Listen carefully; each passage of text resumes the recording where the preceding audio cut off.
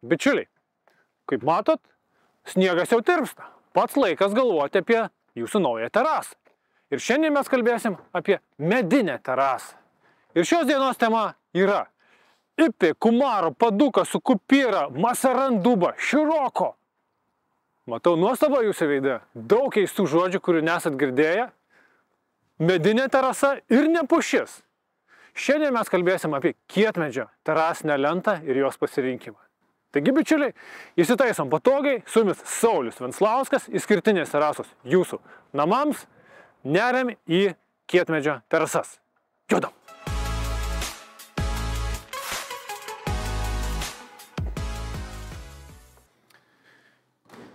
Ir su kuo geriausia kalbėti apie kietmedį, jeigu ne su ilgamečiu mūsų partneriu Woodline. Tai yra įmonė, kuri jau 20 daugiau metų tiekia kietmedį tiek Lietuvai, tiek Baltijos šalims. Ir mūsų šios dienos gidas, tai yra jaunai atrodantis, bet daug žinių turintis kietmedžio specialistas, jisai mums viską ir atskleis apie kietmedžius. Sveikas, gyvas, Juozai. Sveikas, Sauliau. Einam, papasakosi daugiau. Einam.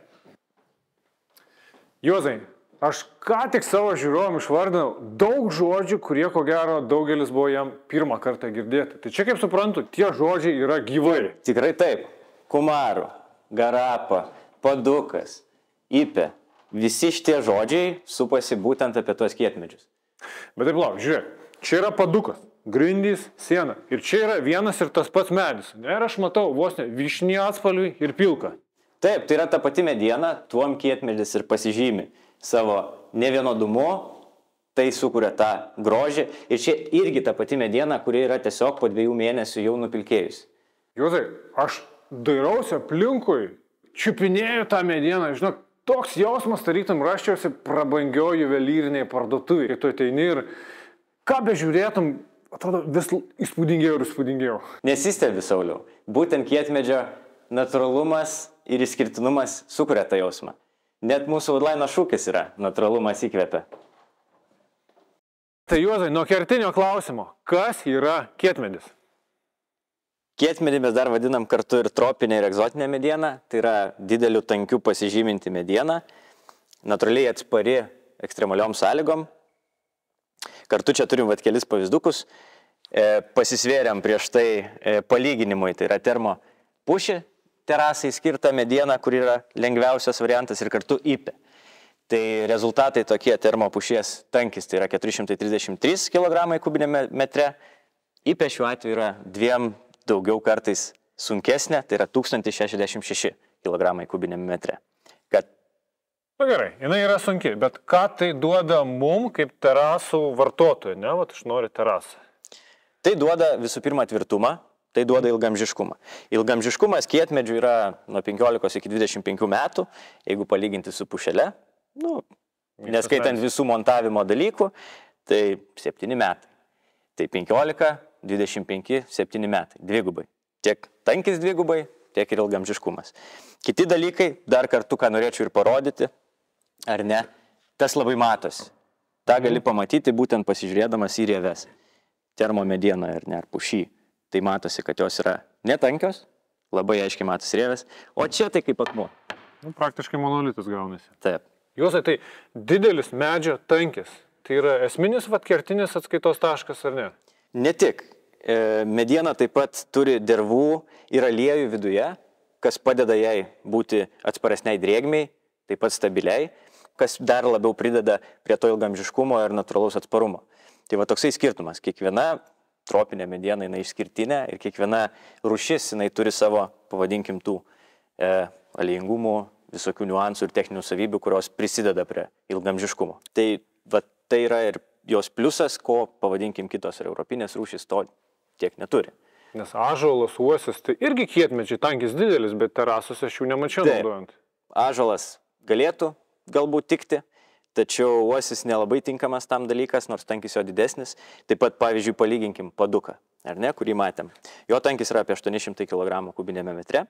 Lyginti su Ipė, apie kurią prieš tai kalbėjom, 1066, tai tankis mažesnis, ar ne? Bet Padukas ženkliai stabilesnis negu kad Ipė. Nu jo, terasose ypatingai dar reikia preciziškai, kampai suleisti, tas stabilumas yra vienas iš tų irgi jau dominuojančių savybių. Tai nereiškia, kad jinai prastesnė ar viena stabilesnė negu kita.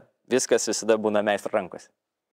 Esu Juozai girdėjęs, kad kietmedis pagal ilgaamžiškumą skaidomas į kategorijas.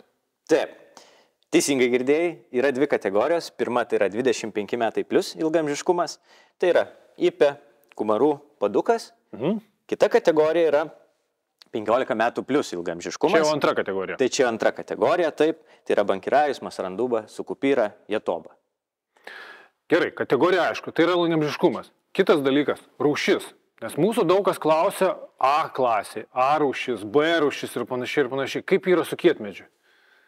Kietmedis, jisai nėra skirstomas kaip termopušis arba pušis į A, AB, B kategorijas. Yra vienintelė aukščiausia rūšis. Mes tokią turim, mes tokią vežam ir tai yra pati aukščiausia rūšis.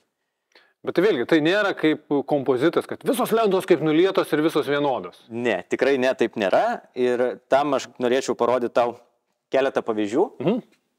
Tai būtent čia mes galim pamatyti, ar ne, termopušies lentą, ką jau minėjau dėl šakotumo, ar ne? Čia mes matom visą šakas.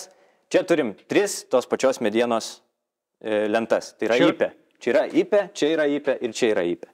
Tai taip, vientisumo spalvoje mes kaip ir nematom, bet tuo natūralus daiktas ir išsiskiria. Būtent kietmedis. Jis turi šitą savybę. Taip pat ir kitos lentos, ar ne, bet kur pažiūrėsim šakų, kaip čia mes nematom. Ar tai būtų kumarų tašai, ar tai būtų kumarų tiesiog terasinė lenta, ar tai būtų terasinės lentos. Bet šakų iš principo pasitaiko, ne? Tai vat matau, yra lenta su šakom, nes tai yra lapuotis. Taip, tai yra šakų atomazgos, jos gali būti ir jos neiškrentančios jokios šakos. Jos prideda tam tikrą vaizdą, bet, kaip sakant, tobulų dalykų nėra ar ne, tai šitas medis nėra tobulas, bet tai yra turbūt jo išskirtinumas. Dabar jos kitas klausimas. Ar visos kietmedžio rūšys tinka Lietuvos klimatui? Pavyzdžiui, aš Pinterest radau, kad kažkokia kietmedis super gražus, aš jį atsivežiau ir aš tikrai Lietuvoje gyvensiu su jie ilgai laimingai, juolab, kad mes Lietuvoje turim nuo -27 iki +28. Ta pati žiema, per vieną žiemą ten atlydys sušalimas ir visa kita būna N kartų. Ne visos rūšys tinka, mes patys atsirinkom rūšis, kurios yra tinkamos, išbandytos ir mes jas turim. Nes aš mačiau, kad jūsų asortimente vis pasipildo naujų pavadinimų. Tai tas paieškos procesas vis vyksta. Taip, Sauliau, mes ieškom naujų rūšių ir per patirtį turim tam tikras rūšis, ar ne, kurias esame ir anksčiau atsivežę, kurios pamatėm, kad nelabai galbūt tinka mūsų klimatui. Tai aišku, reikia ieškoti kažkokios alternatyvos. Kietmedis, egzotinis, tropinis, ar ne, yra ribotas išteklius, bet kokiu atveju. Tai vadinasi, turi būti kažkokios naujos rūšys įvedamos. Ir kai kurios rūšys netgi iš senų turimų mūsų yra įtraukiamas į saugomų medžių sąrašą, dėl to tas resursas mažėja ir tenka ieškotis kažkokių tai naujų rūšių.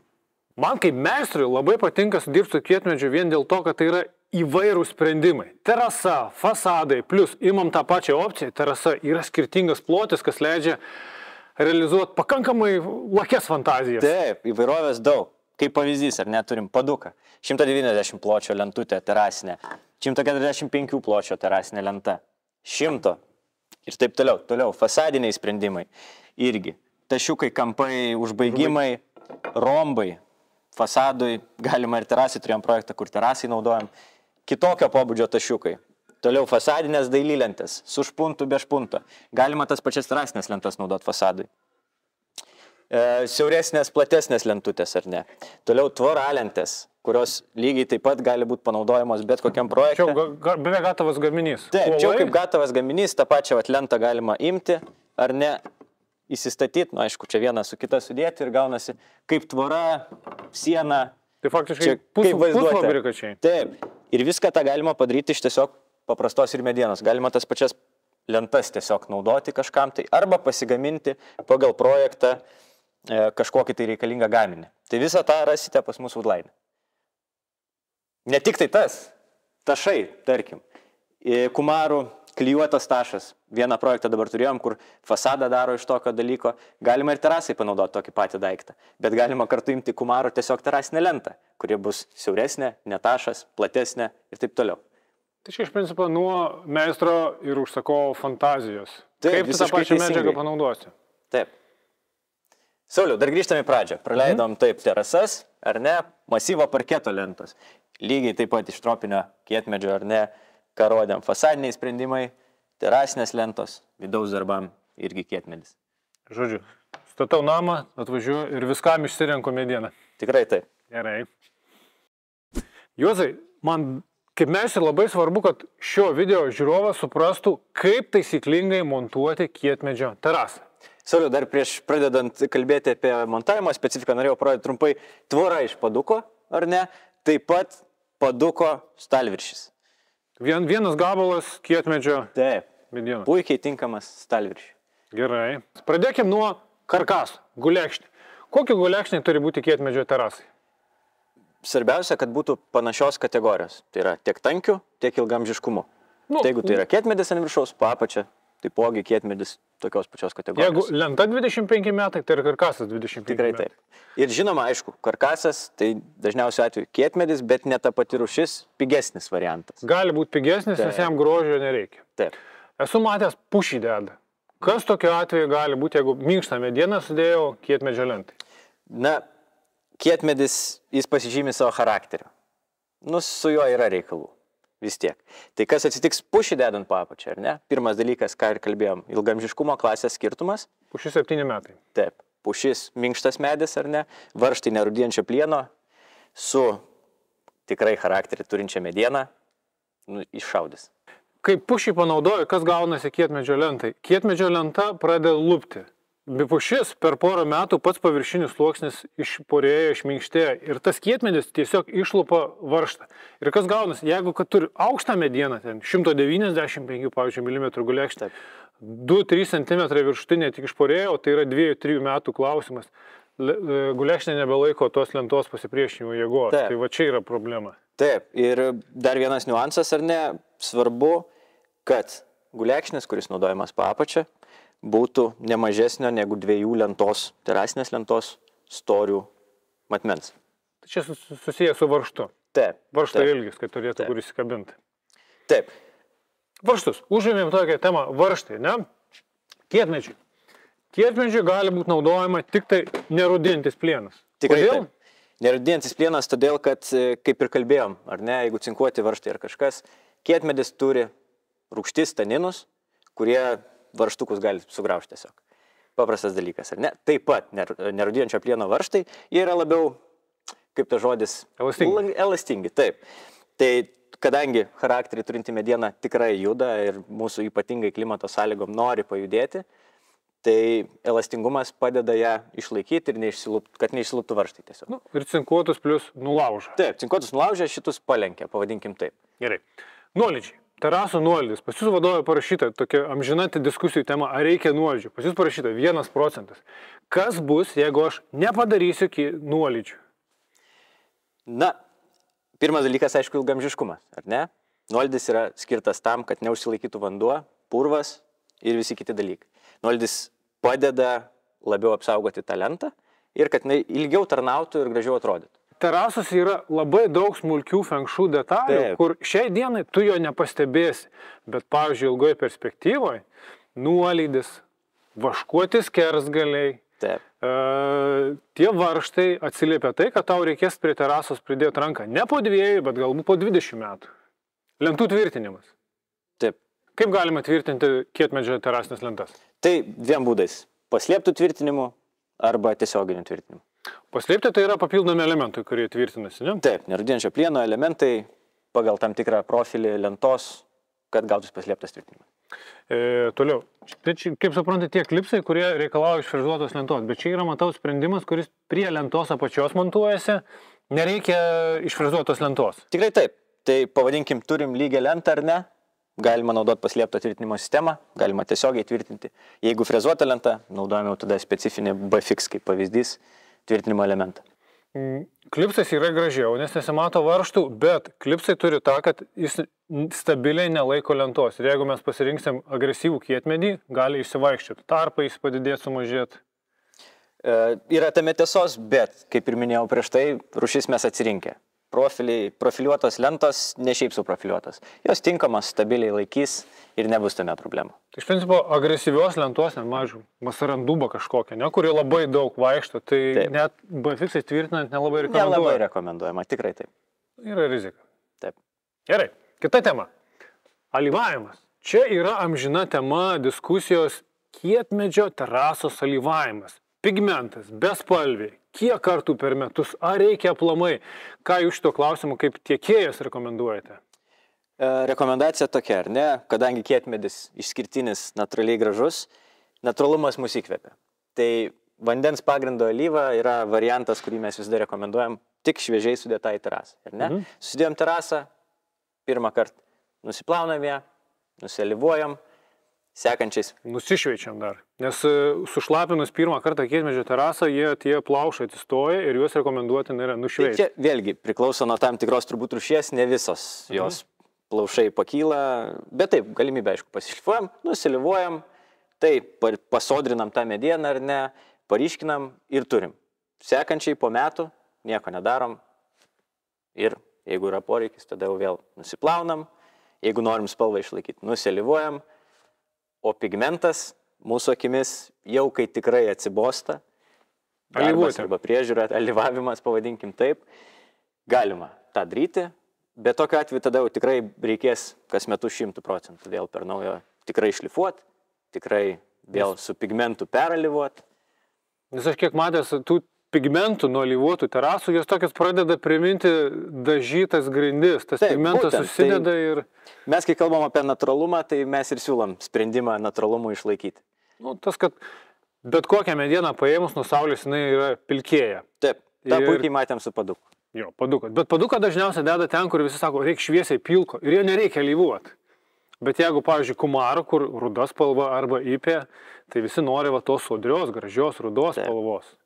Taip, tai būtent, tai tokiu atveju kartą į metus, 2 kartus per metus nusiplaunam, nusišlifuojam, jeigu poreikis yra, nusialyvuojam ir turim vėl naują terasą. Bet kietmedžio terasos alyvavimas, jos eksploatacija įtakos neturi?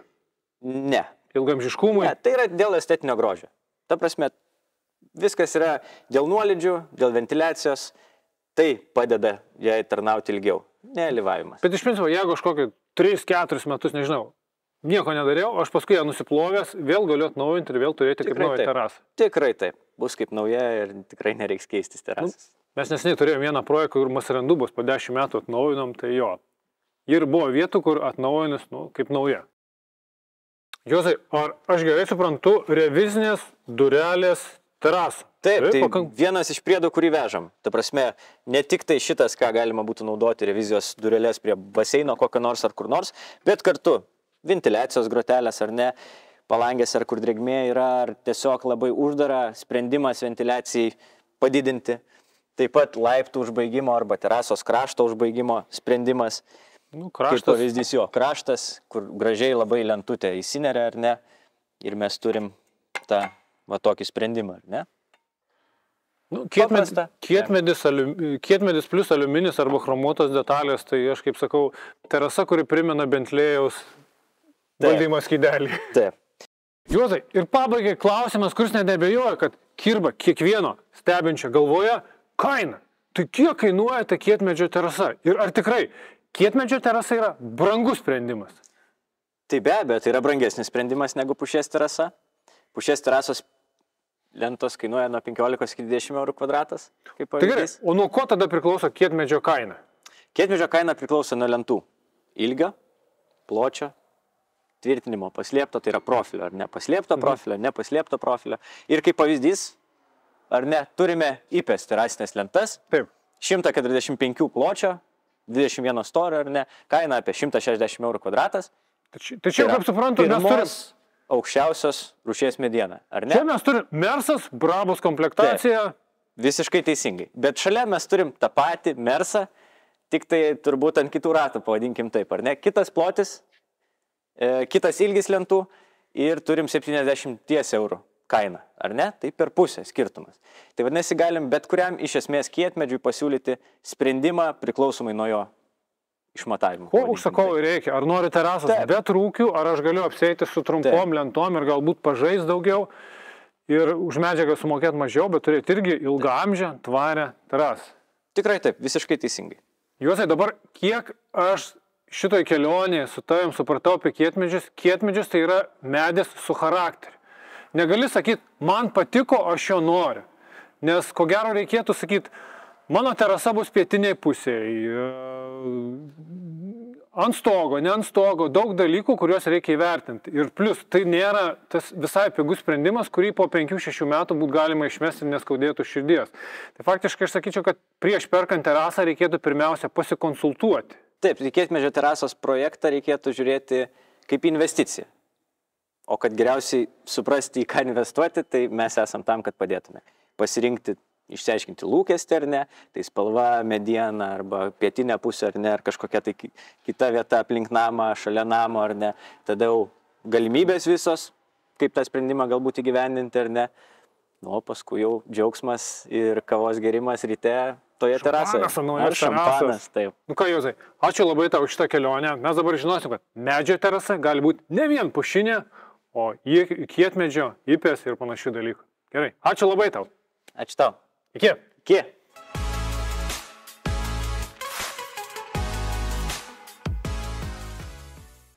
Nu kągi, Juozai, ačiū labai tau šitą kelionę. Dabar mes žinosim, kad kai kalba eina apie medžio terasą. Aš atsiprašau.